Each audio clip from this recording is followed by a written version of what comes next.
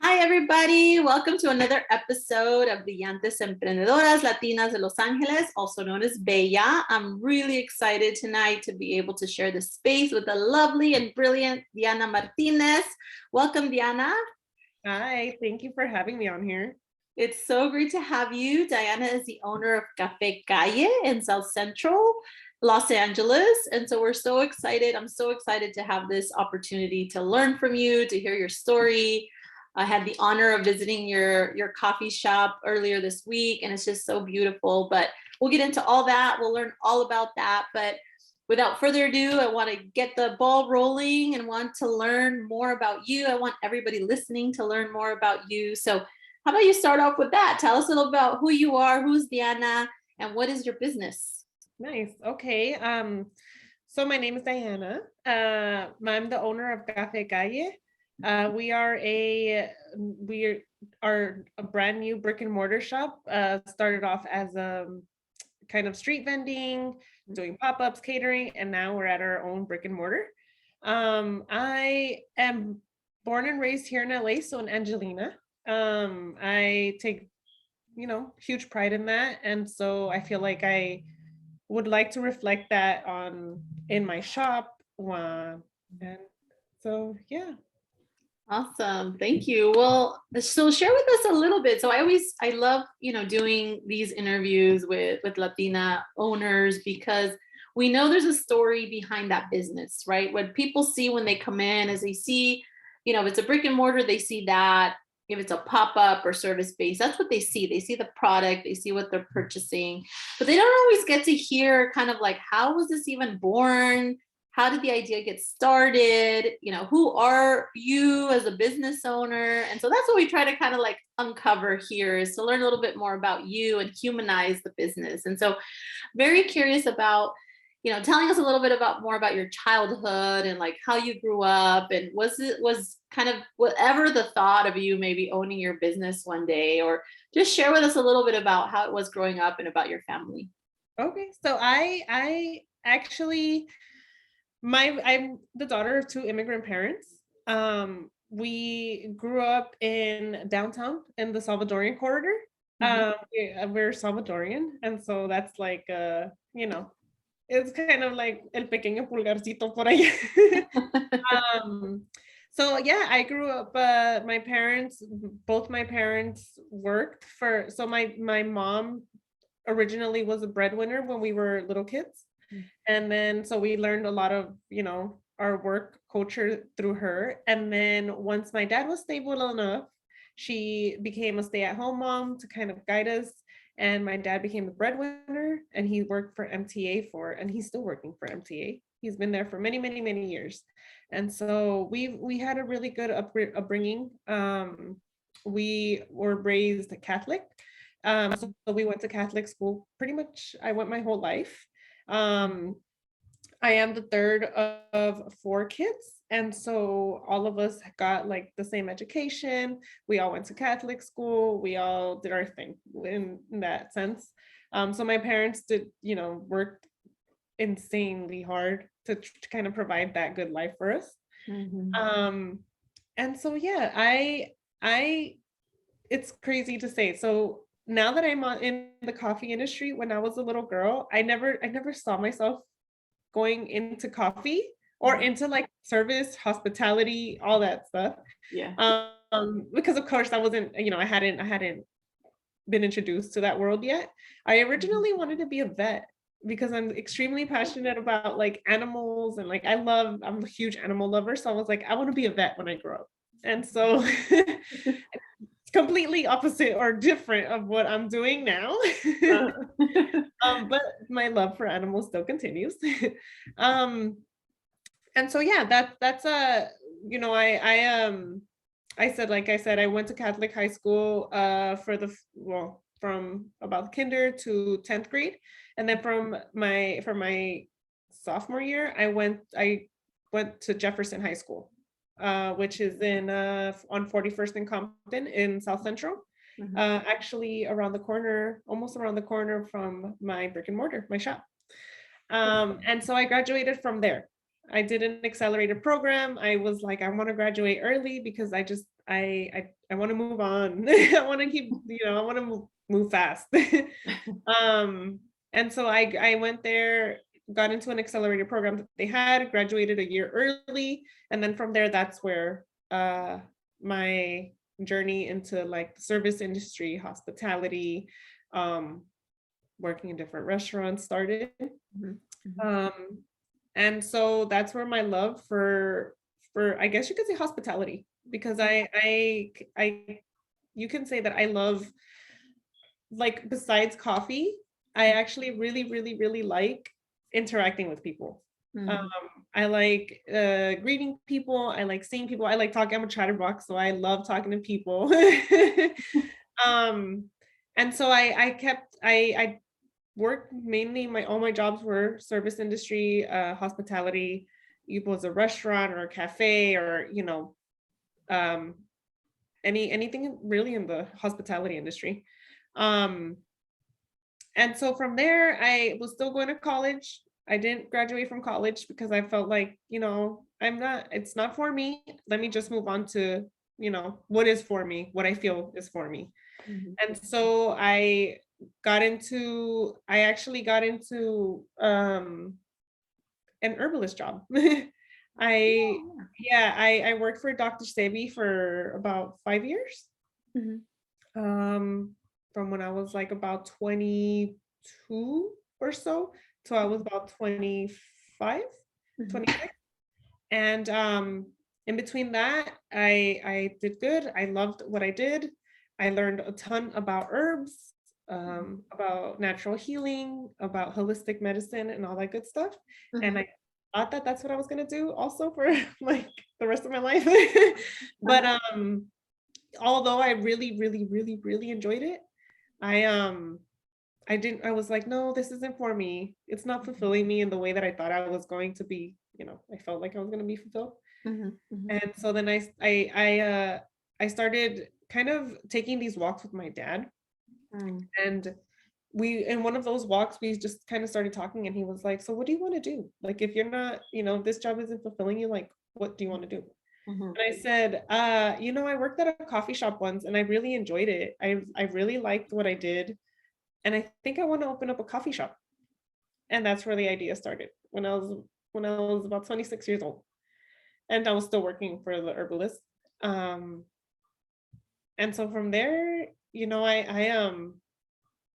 and my dad just said, well, so what's the plan? Was like, I have no idea. And then I made a plan. That same night, I said, okay, well, maybe I have to make a plan. And that's where everything started. Everything.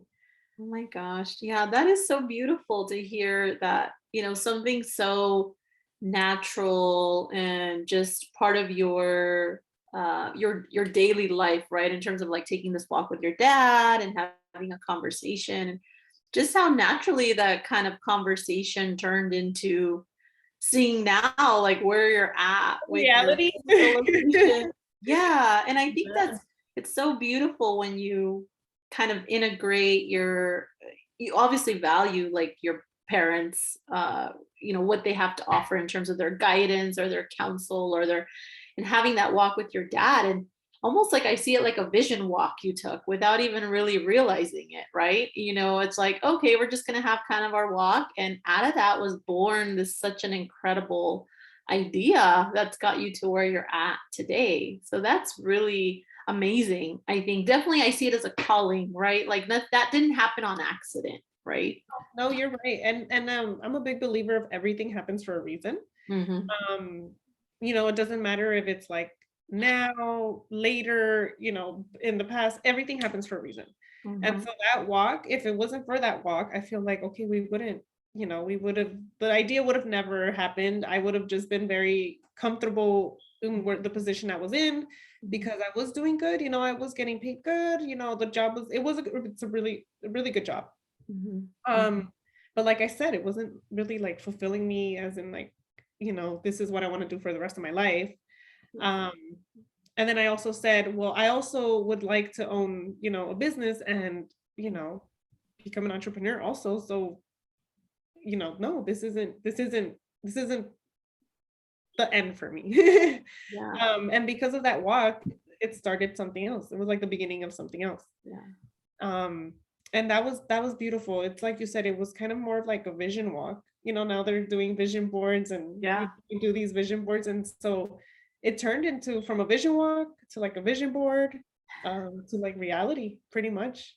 Yeah. Um, because after that walk, that's kind of when I started thinking, like something clicked in my head, and I was like, well, what do I have to do? Mm-hmm.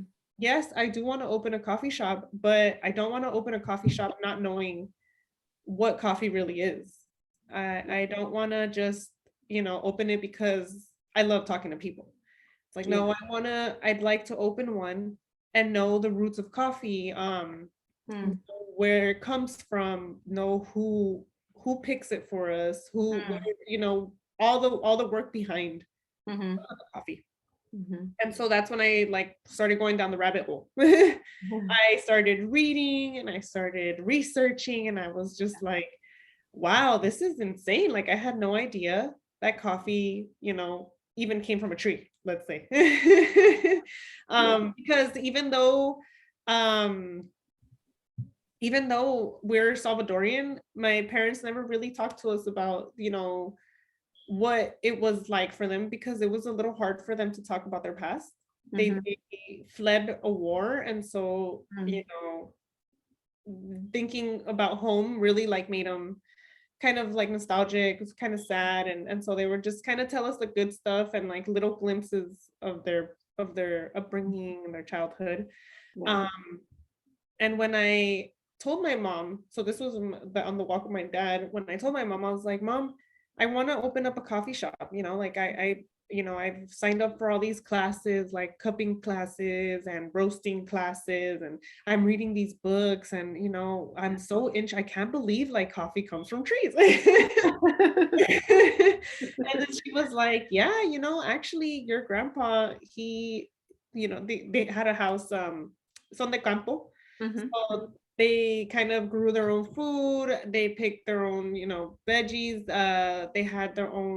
They slaughtered their own animals for food. Mm-hmm. And so in that, I guess it started bringing her back. And she was like, your grandpa actually used to have coffee trees back in the day. Oh my gosh! Wow. Yeah. And she was like, and she was like, it wasn't a lot, but the little bit que le salía, Uh-huh. he would sell it. He would, pick it, dry it, and sell it. And so I Wow. was like, what? I was like, I have no idea. And so that kind of brought like, Mm. sparked that interest even more. Yeah. Yeah. Um, and so I was like, wow, this is so cool. I had no idea. And so she started telling me, yeah, when we were young, he would tell us like, you have to help me with the drying process. You have to help me with the depulping. And so she knew a Mm. lot of what I was barely learning, but hadn't really said anything because maybe that kind of, I don't know, maybe that triggered, that memory triggered something that she probably didn't want to remember at that time. Right. And so yeah, like I said, that sparked that interest even more. I went down the rabbit hole, got myself into cupping classes, got myself into roasting classes, started roasting my own beans on my stovetop. Wow. Yeah. Yeah, yeah, I was all in. I was like, this is so cool. I'm gonna become a roaster. I'm gonna become a coffee shop owner. All these things. Well, I think it's so wonderful how you like fully embrace yourself in that journey, right? So it's not just you come in and you're like, well, I'm just gonna buy the coffee, I'm gonna sell it, and I'm gonna make the profit, right? It's so obvious that you look beyond that and you appreciate the history, the kind of the background of the coffee making and the roots of it, and now tying it back to your family, like coming full circle. I think that's just so amazing and so meaningful, right? To bring that story to life through your business, be able to live it and share it.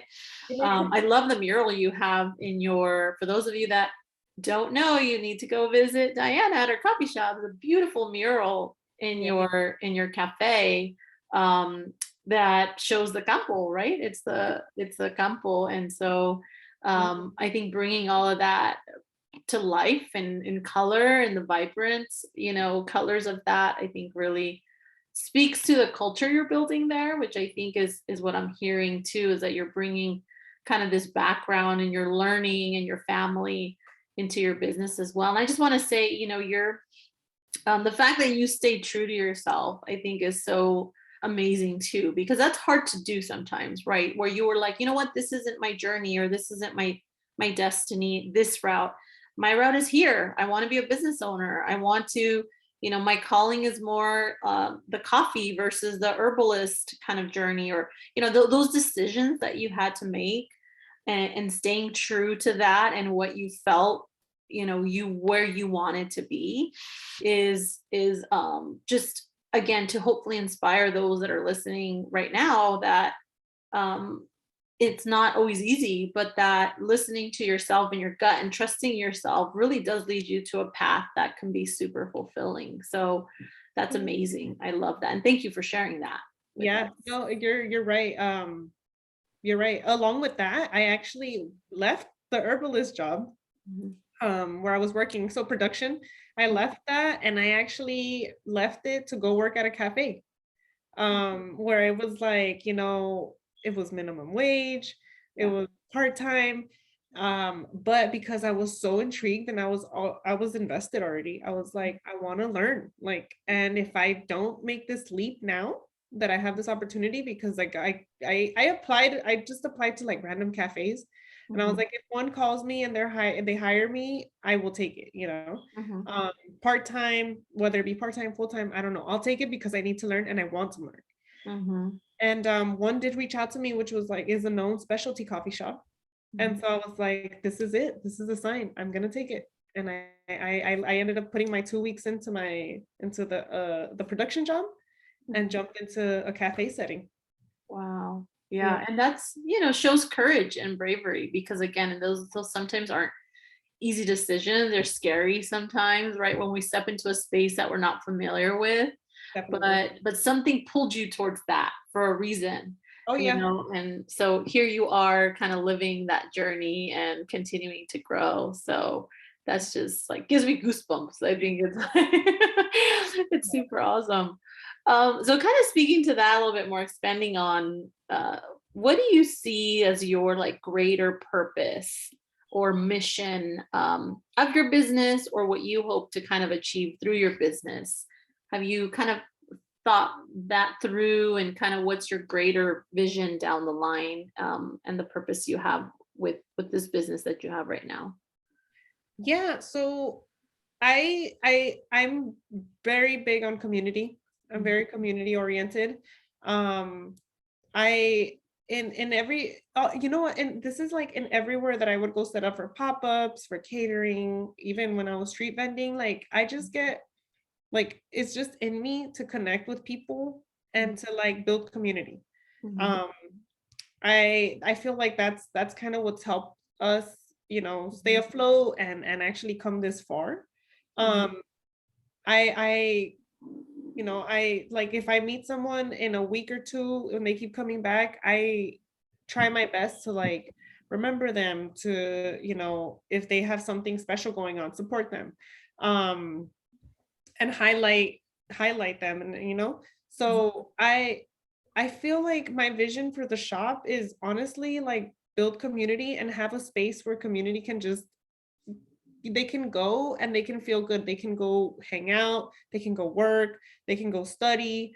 Even if they wanted to come just to echar chisme, we can, I'll get my cup of coffee and I'll sit down and be like, so what's good? And I feel like that is huge Yeah. because where I'm at, it's a more of it's a more Latino oriented. The demographic is very um it's still considered the hood, so it's like low income. Um, but it has heart. Like that area has Mhm. heart. And Mhm. so I feel like, if I can have my space so that people can come and enjoy a cup of coffee or just come hang out, Mhm. that's what I want. That's my vision for it. I love to see like, people just coming and meeting there, even if they're just studying. Um, it's beautiful. That's what I've always wanted. And so I'm like, wow, when that happens, I'm like, okay, this is the vision. This is Yeah. what I want. And in the future, and as we're slowly getting there, is also I got a ton of support from like known businesses or known business owners when I was small, like when we were small pop-up. Mhm. And so I feel like I want to do that to young entrepreneurs or businesses that are barely starting. Mhm. Um, and so my goal is to have in the future every Saturday like a small business Saturday. Mhm. For now, it's a once a month thing, but I envision the space, helping other people grow. Mhm.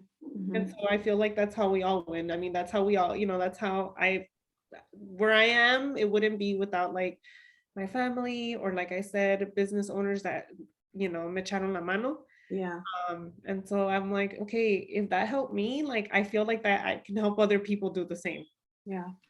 Yeah, definitely. We lift each other when we're lifted up, we lift each other, lift others up. And that is part of our, I think, just our innate internal kind of value, right? As a community to do that. And the fact that you're being so intentional about it and reaching out to folks and being that support system if they need it, because that's what you feel you got is really just at the heart of community. And I definitely see in what you've done so far, and I'm sure what you're going to aspire and continue to do, that's what's sustainable, right? That's what's going to keep our community uplifted, providing that safe space to be authentic, to be yourself, to feel embraced and that sense of belonging.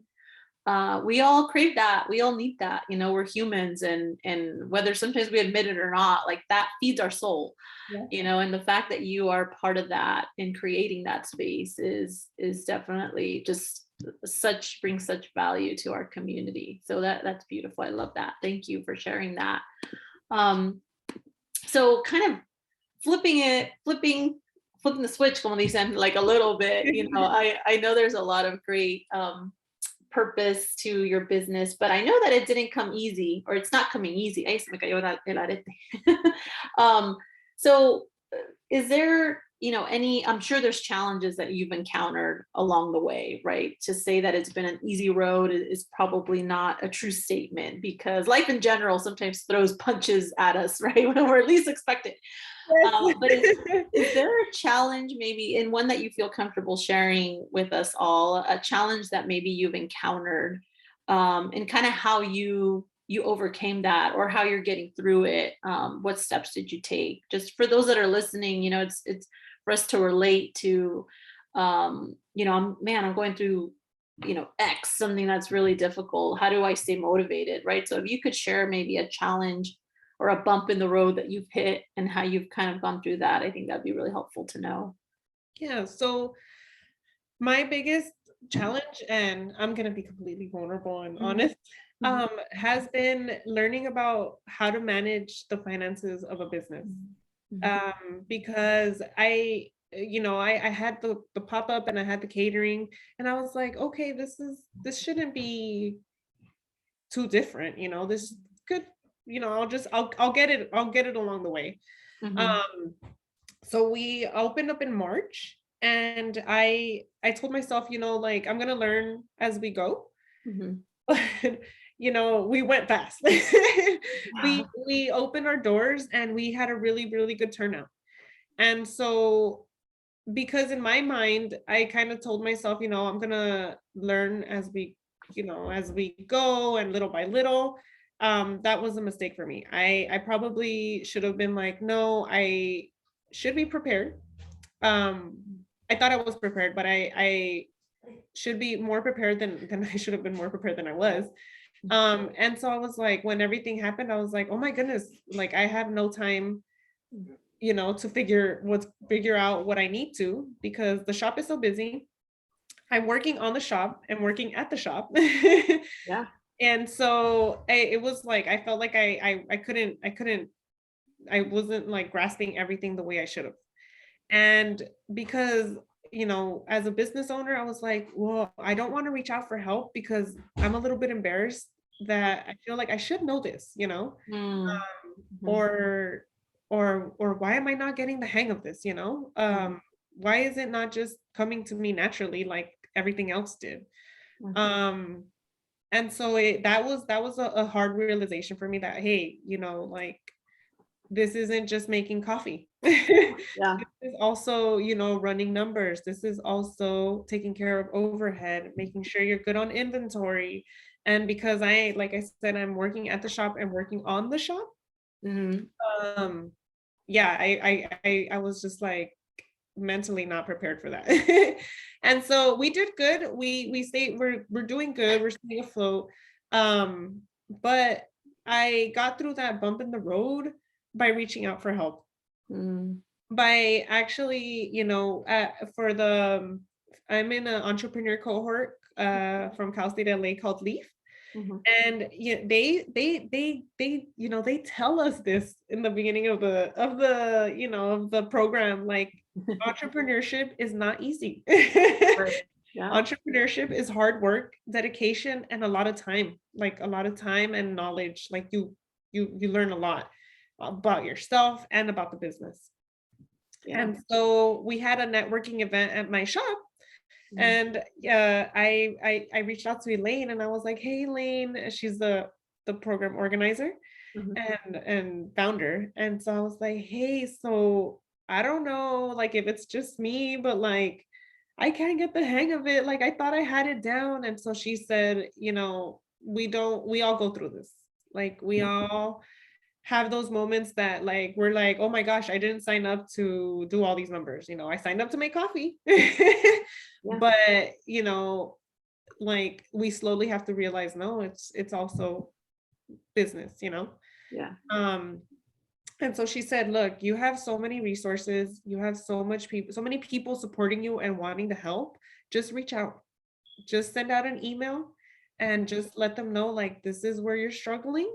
And if they can help you, they will. And if they can't, they'll redirect you to someone else that can. And Mm. I did. I reached out to a few of mentors, and you know, what I thought I couldn't do or what I thought I was like, you know, Mhm. not being able to do, I was easily like now I'm guided, you know, slowly, and I'm learning. Now I'm like, okay, I thought it was more difficult. I think maybe I just needed to ask for help, you know? Yeah. And as a business owner, you kind of don't want to be, you're like, well, this other person has a business. I don't want to bother them or burden them with, you know, the concerns that I have. Mhm. Or this person has business, like they're doing so much already. I don't want to, you know. But no, I reached out for help. I've learned a lot in these past few weeks, Mhm. and that's what's gotten me through that little bump on the road.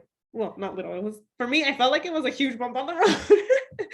Well, and sometimes these bumps are like they're long bumps, right? They're not, it's not like this bump you just kind of go over and you're done Yeah. with it, right? It's something that either creeps back up somehow or it's like, man, I can't get off this bump. And so, and definitely finances and money and budgeting and the operation side is something that, everyone, to your point, everybody struggles with.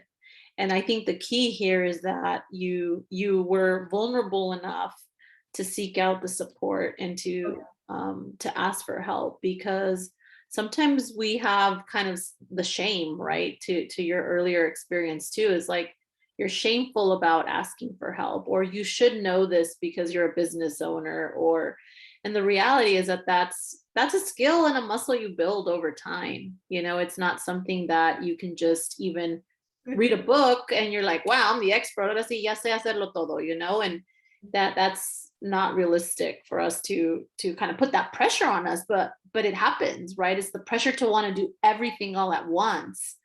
And when you're an entrepreneur and you're starting out, you are kind of on your own doing it all, right? So I think the fact that you seeked out the help, you asked the questions, you stayed curious, you were open to receiving that, is definitely something that I know will carry you through your continued success, because those moments will come, and if you know who to go to, where to go, you've now lived through some of that already, right? So you're building your inner resiliency, which I feel you already have, right? We already have this kind of strength inside us. And sometimes we just need these moments for it to kind of come out and shine a little bit, even though it's uncomfortable, and Yeah. it creates disruption that we kind of want to just like, shovel away. And it's not, we can't do that as easily, but I It's like mean, they say you whenever growth is uncomfortable, mhm. and yeah, it's I was like, I don't think I have ever lived a quote like that.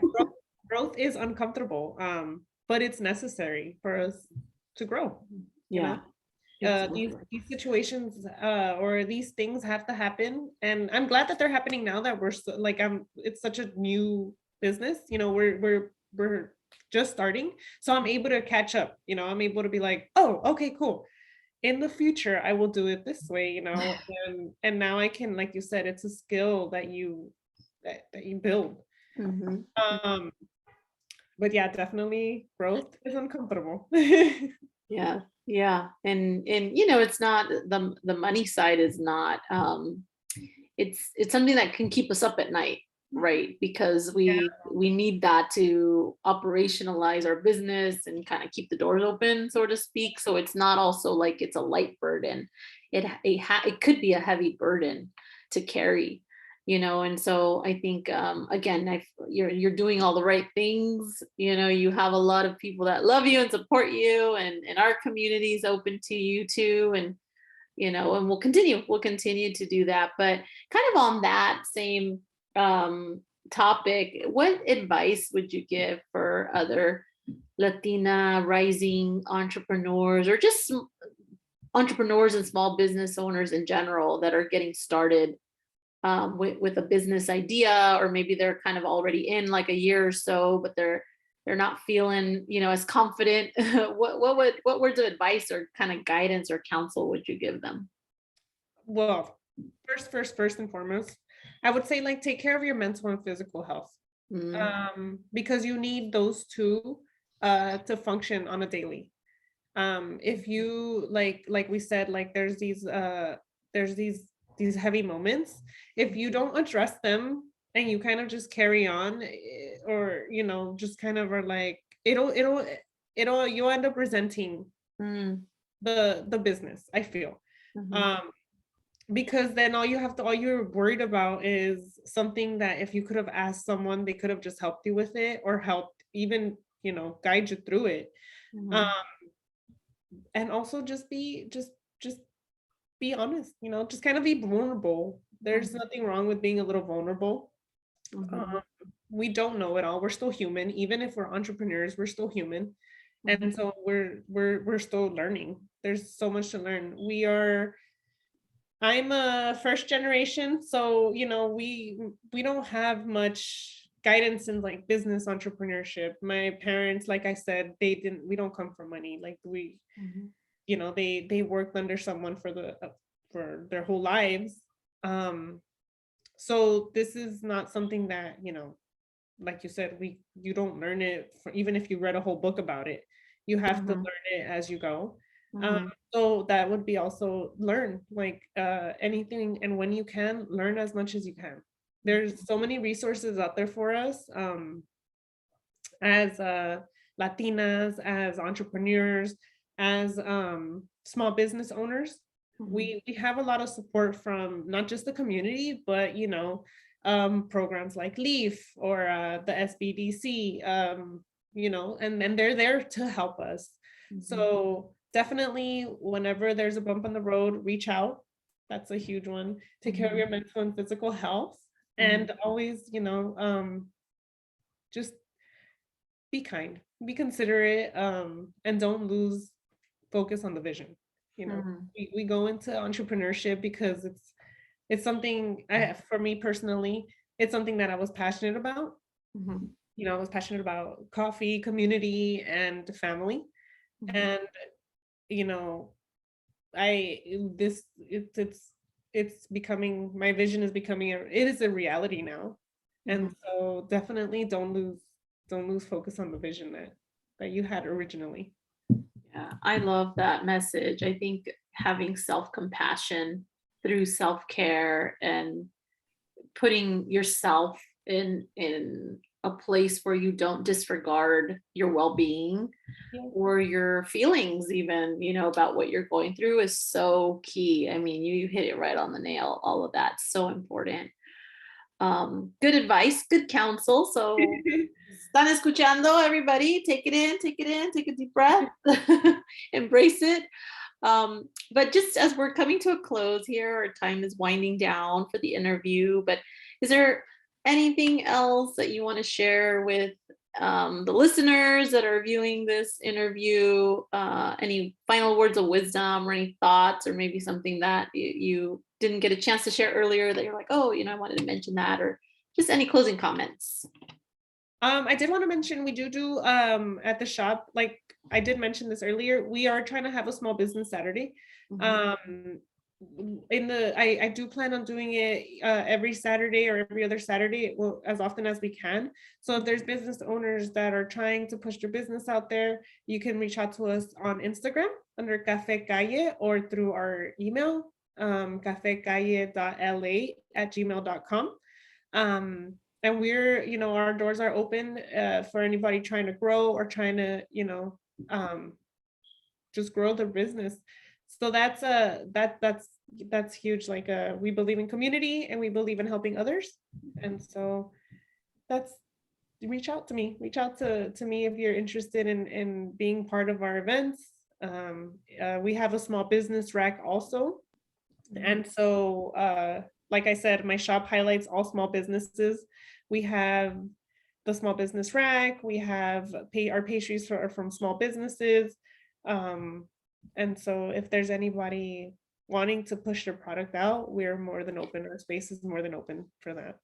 That is so awesome, Diana. Thank you so much. I know there's going to be people that are going to be sending you DMs and, and sending you emails. We are definitely going to post all of your information on our website, on our YouTube, and obviously on our Instagram as well. By the way, everybody, the coffee is amazing. I had a vanilla latte when I went, and I'm counting down the days when I could go back again and have me a nice little hot latte again.